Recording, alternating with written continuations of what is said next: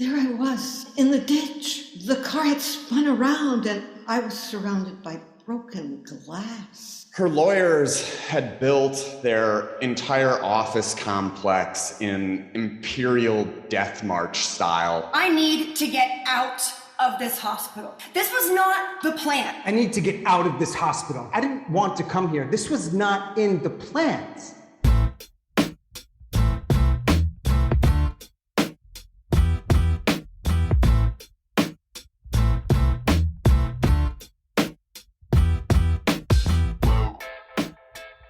Hey there, and welcome to Grit, True Stories That Matter.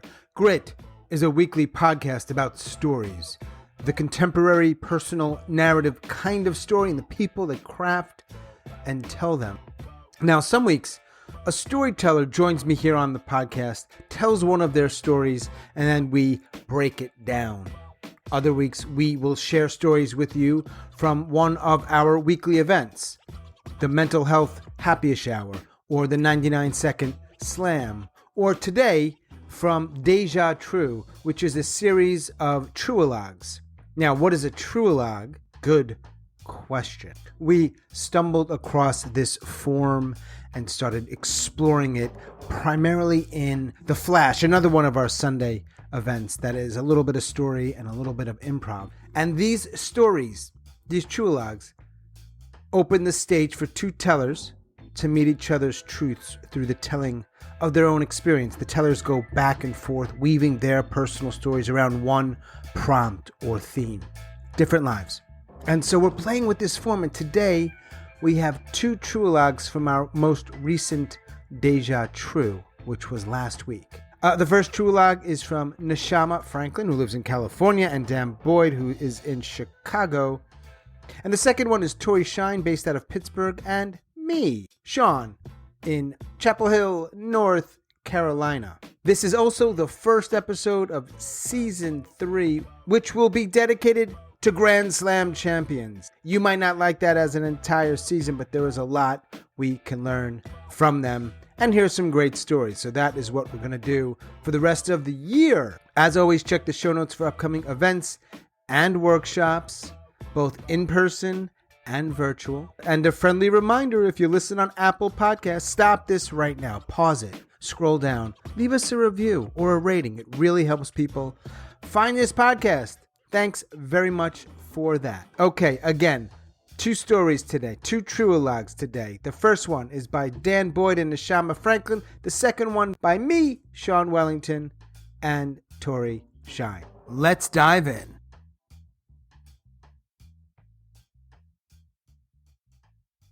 There I was, in the ditch. The car had spun around and I was surrounded by broken glass.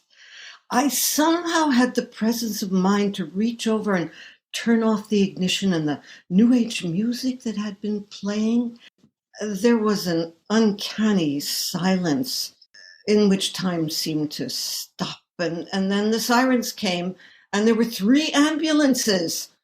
One for me, I didn't think I was hurt.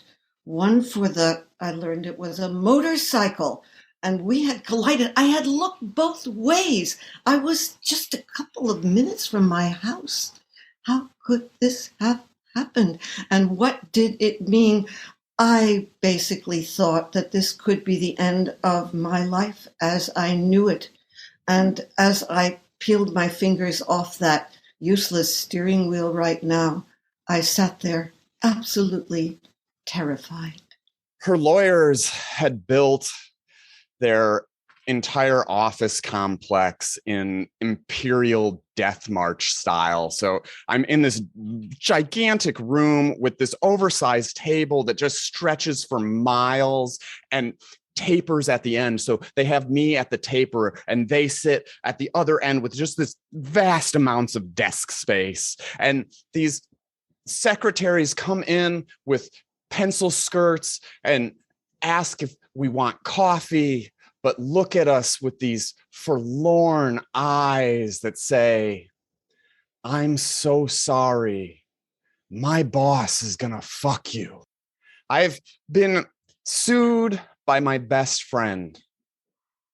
And she's claimed that she has created a secret corporation that owns all of the artwork that I've created between 2011 and 2014. Because I've created with all of my friends, she also claims to own everything that they've created with me. And the thing about America is you can sue anybody for anything to make them pay for a lawyer. Well, the insurance company lawyer was not very encouraging. I mean, he basically said he had the right of way, you're at fault, you're screwed. My heart, of course, sank even further, but my sister said, try mediation, and that felt a lot better because I really don't trust the justice system. So my mediator, he was a little guy, soft-spoken, appropriate. He had tasseled loafers, which I didn't like too much. But what he basically told me is he said, look, Neshama, it's our job to worry, and if you need to worry, we'll tell you. What was I worried about? Not exactly my victim, as it were. I mean, I knew he had a hurt arm. I was worried about myself, my future, my nest egg, my retirement, my house, my cushion between what I thought was going to see me through and the kind of echoey, scary reality that a lot of people without this lovely cushion feel all the time. And so you could call it a form of American Zen. I had to live in the now, but it was more like 2.5 years of held breath. I go back in time to that lawsuit, but I try to ebb towards forgiveness. And forgiveness isn't forgetfulness. It's not without consequences, but it's the letting go of the holding on to. So I try to remember these times where it all began. Was it when I first introduced her on that coffee date to Adam Baker, our good friend? Is it the first time we hold hands together? I never go back to our first kiss, but I get dragged back to that lawsuit that consumed 2.5 years of my life. I go back to the federal courtroom where the judge looked at me in his office and he said, let's get this solved tonight. There we finally were. And the place where it happened in San Francisco was peculiar looking. There were these made of cinder blocks, but in between the cinder blocks were these glass-colored blocks. It was an attempt to make it look perhaps a little more magisterial or maybe a little more cheerful. But when we got inside, it was a windowless room with that endless long table, and there was my lawyer, and there was his lawyer, and there was her lawyer, his girlfriend who had ridden behind him, and there was a lawyer from Caltrans. I wasn't sure what he was doing there.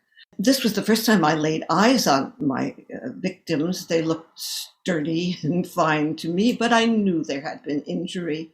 And then the mediation started, back and forth and back and forth. And I knew that I was not supposed to say very much because that's what one does. And after each round, it was kind of like a very subtle boxing match. The lawyers would go into a corner and then chat with each other very collegially about sailing, about golf. Then they'd get together round 2, round 3. And at the end of round 3, they came up with what actually felt good. I would pay this guy's medical expenses. I could afford this guy's medical expenses. And I let out my breath for the first time, fully in 2.5 years.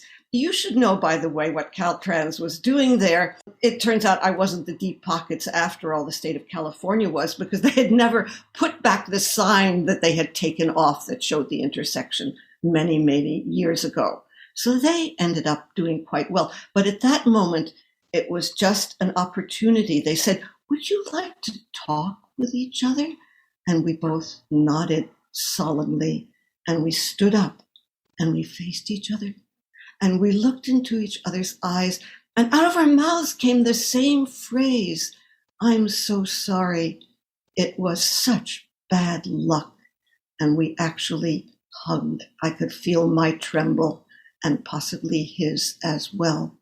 And so it was, at last, a possible form of justice. We left that room settled. And as we headed to the giant glass doors in that federal building and the galaxy far, far away of the Chicago twinkling lights and the cars zooming by, I knew what I had to do. And I called to her and I said, "Jane." And her red hair turned towards my blue, and my blue eyes locked with her green. She took a step away from her lawyers, pulled away from them, and I said, "Thank you. Thank you for settling today. But thank you for all the good things that you brought into my life. It wasn't nothing." She didn't hold my gaze. And I knew that that would be the last time that I ever had any contact with her. And I'd love to tell you that in that moment, I had it in me to forgive her. But I only knew that I needed to get there. And so I wanted my last word to her to be that. Because I know the power of forgiveness. But the truth is, I'm not there yet.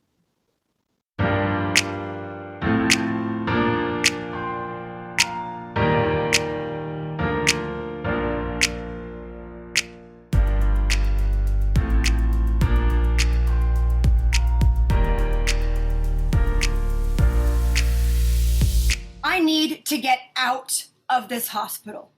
This was not the plan. When I came here to Dublin, Ireland for St. Patrick's Day, my plan consisted of pubs, parades, dancing in the streets. Instead, I get attacked by some random guy on a side street. He is amped up. He's wearing brass knuckles with spikes in them. And when he punches me, the spike splits open my head above my left eye. Now everyone else is at an after party, and I am bleeding, alone in this hospital, waiting for stitches. And I swear, the emergency room in Dublin, Ireland, on St. Patrick's Day is a total shit show. There are drunk people bleeding everywhere. I'm supposed to fly to Amsterdam tomorrow. I have tickets for this music festival, the Jam and the Dam, and I'm going to visit my boyfriend, Boris. He's Dutch. My flight leaves in 5 hours. Finally, I walk out of the hospital.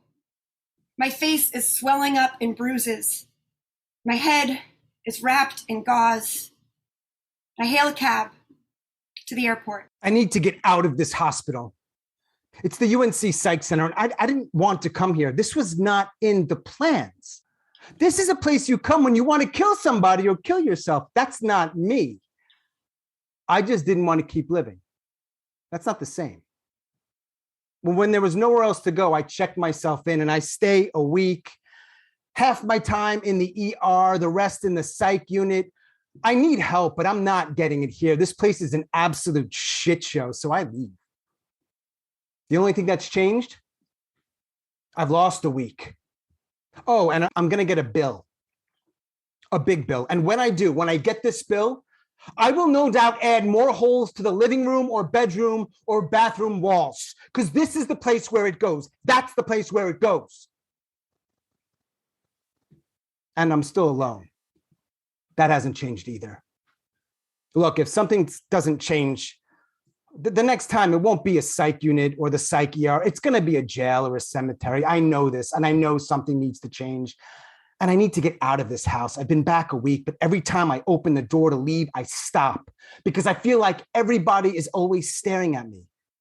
Like I've got this big tattoo across my entire face, and it says, dangerous. I get to Amsterdam, and everyone is staring at me. My face is covered in bruises. My head is wrapped in bandages. I look like a train wreck. It's obvious I've been beaten up. And people are judging me. They're giving me dirty looks. It's like I've got this giant sign that says victim on my face. There's a cop at the airport.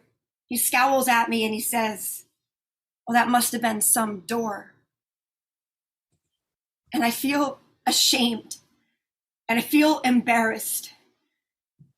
But when Boris sees me for the first time, he doesn't flinch. And he's not embarrassed to be seen with me. We go out in public. We go out to dinner. And there's a big part of me that just wants to be alone, to hide somewhere inside. But these bruises aren't going to go away any faster no matter where I am. And Jam and the Dam, it's happening now.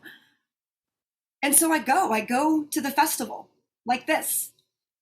And I have to lean on a railing. I'm dizzy from the concussion. But I lean onto the railing and I'm moving with the music. I'm dancing. And for a moment, I feel good. Dance. I see a flyer for a dance class, a salsa class. It's near me. It's on a Monday night. I've done salsa before when I was up in New York. So I go. This is Cuban salsa. It's done in a group, in a circle. I'm in this big beginner circle. And for that Monday night, I dance for 2 hours. Is it fun? No, because I feel like everybody is looking at me, judging me. The fuck are you looking at? I am not dangerous. It's the tattoo. And I know everybody can see it plastered across my face, dangerous. And after that Monday night, I don't want to go back. And that week when I'm home, I hide. And I'm looking at those walls with those holes. And I know no matter where I go or what I do or who I do it with, I'm going to feel this way. So I go back that next Monday night. I even tell some people before class starts about my stay in the hospital. They don't seem to mind. In fact, one guy says, okay, you ready to dance? And so after that second class, I know I'm coming back. And I do all winter and into spring. Monday nights, I dance. And then I go home. And for the rest of the week, I'm still alone. But I've got those Monday nights. And I'm getting good. Good enough to have these moments. They don't happen often. And they don't last long. But sometimes when I'm moving in this space with these people to that music, this is now where it goes. This is where it goes. There are no new holes in that wall. And I feel better. I feel a little better. These moments when I just forget about that tattoo and I dance. At summer, one of the women tells me that they are planning a trip to Havana. It's the birthplace of Cuban salsa. Do I want to go? She asks me. And I'm thinking, with this tattoo across my face? Really? Me? Boris asks me if I want to come with him to Utrecht, his hometown in the Netherlands. And I'm like, really? Me? Like this? And he means it. He wants to show me where he grew up. And when we get to Utrecht, he brings me to this bar called Aku. It's packed. Aku, it's a punk rock bar. It used to be a squat. It's a non-traditional kind of place. And the manager recognizes Boris right away. He used to work there. The manager comes over to us and he tells us, like, hey, we're really understaffed tonight. And then he asks the both of us if we would be willing to help out, work a shift at the bar. Really? Me? Like this?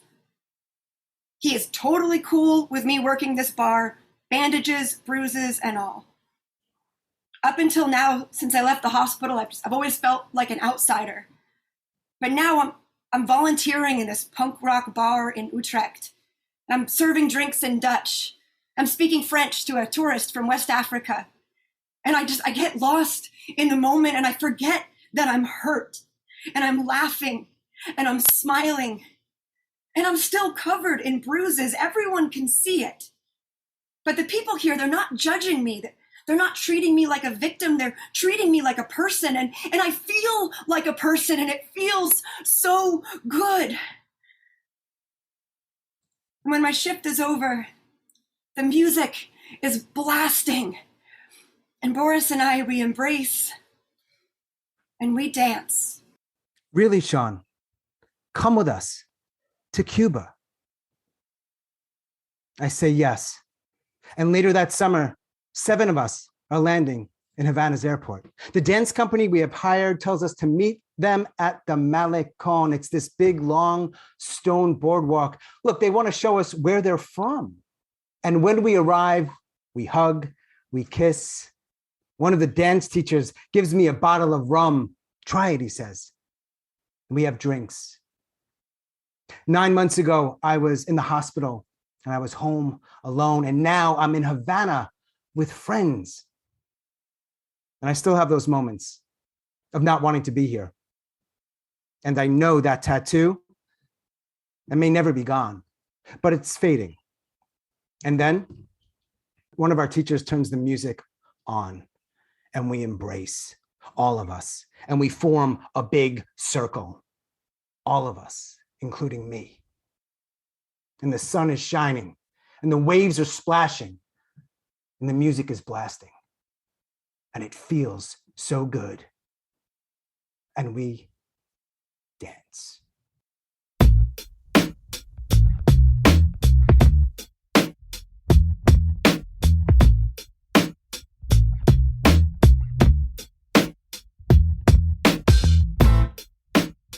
As always, thanks so much for listening and all of your support. And special thanks to Dan Boyd, Neshama Franklin, and Tori Shine for allowing me to use your Truelogue for the Grit podcast. Check the show notes for upcoming workshops and events, including Deja Trie II. That's what we're calling it for now. Another 6, maybe 7 Truelogues like the 2 you heard here on this episode. New theme and some new tellers, but it's going to be the same solid, interesting, new, different, unique, hopefully compelling kinds of stories. Join us. That is all for our first episode of Season 3. Boom.